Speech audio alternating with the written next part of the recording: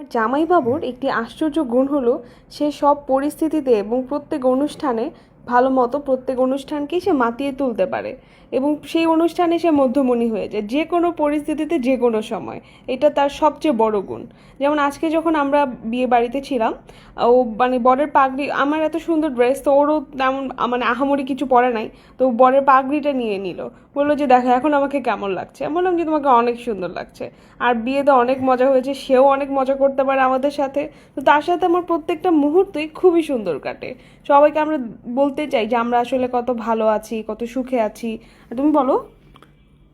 আমি তিশাকে সবসময় বলি যে দেখো তিশা, তোমার কি ভাগ্য, হ্যাঁ, আমার মতো এত হ্যান্ডসাম একটা মানুষ পেয়েছো। নিজেকে যে হ্যান্ডসাম বলে সে কি হ্যান্ডসাম হয়? না, সে হবে কেন, সবাই বলে, সবাই বলে, সবাই তো আমাকে হ্যান্ডসাম বলে না কি বলে, সে তো আমি আগের ভিডিওতে বলছি। অ্যাকচুয়ালি আগে আমাকে কোনোদিন আমি শুনিনি কেউ আমাকে বুইরা বলতে। এখন বলে? যেই তোমাকে বিয়ে করছি তখন থেকে আমাকে, এই যে আমাদের হাইট ডিফারেন্সটা দেখেন, আমরা একসাথে দাঁড়িয়ে আছি আর আমাকে কত ছোট লাগতেছে, ও কত বড়, আমার কাঁধটা কতটুকু। তবে আমার কাঁধ যতটুকুই হোক, আমার হাতটা কিন্তু 20 ফুটের, এটা অনেকে মাথায় বলে রাখবা। যে ভালোবেসে, অনেকে বলে কি ময়না পাখি, তারপরে টিয়া পাখি, বা হয়তো কেউ, আমি জানি না কেউ কাক পাখি বলে কিনা।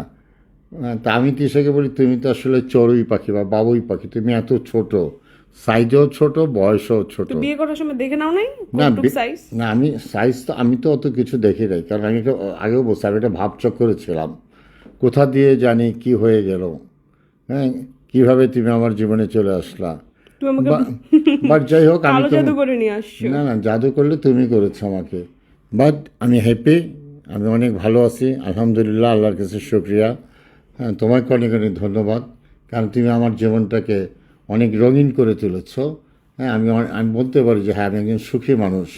আজকে আচ্ছা, আমার সাথে থাকলে তোমার প্রত্যেকটা সেকেন্ডই ভালো কাটবে, কারণ আমি এত বেশি কিউট আর প্রতিটা সেকেন্ড এত সুন্দর করে রাখতে না না পারি। না, প্রতি সেকেন্ড আমার ভালো কাটে না। যখন সকালবেলা তোমাকে আমি ঘুম থেকে উঠাই, তখন এই যে তুমি বলো 2 মিনিট 5 মিনিট আর একটু শুভ, তখন কিন্তু আমার সেই সময়টা আমার ভালো লাগে না। ও লাগবে, এরপর থেকে লাগবে।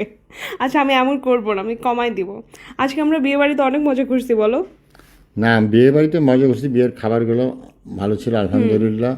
আর যেহেতু নাতিনের বিয়েতে একটু মজা বেশি করা যায়, সেই জন্য আমরা অনেক মজা করেছি। আমরা বরের জুতা চুরি করেছি আর পাগড়ি। এখন আমাকে সবাই বলে যে দিশা আপনি জুতাটা, আমি কিভাবে নেই? আমার তো একটা মানে আমার কি হয়, আমার যদি নাতিনের বিয়ে হয় তাহলে ওর জামাই আমার কি হবে?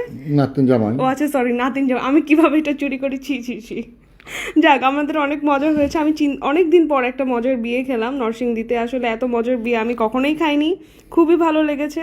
আর তোমার কেমন লাগলো বলো? অ্যাকচুয়ালি আমার তো সব জায়গায় যখন তুমি আমার পাশে থাকো তখন আমার সব কিছু ভালো লাগে।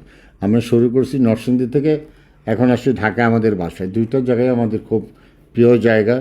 যখন নরসিংদীতে থাকি তখন আমার অন্য অনেক কারণে ভালো লাগে, বিশেষ করে তিশার তো সবচেয়ে তার পছন্দের শপিং করা।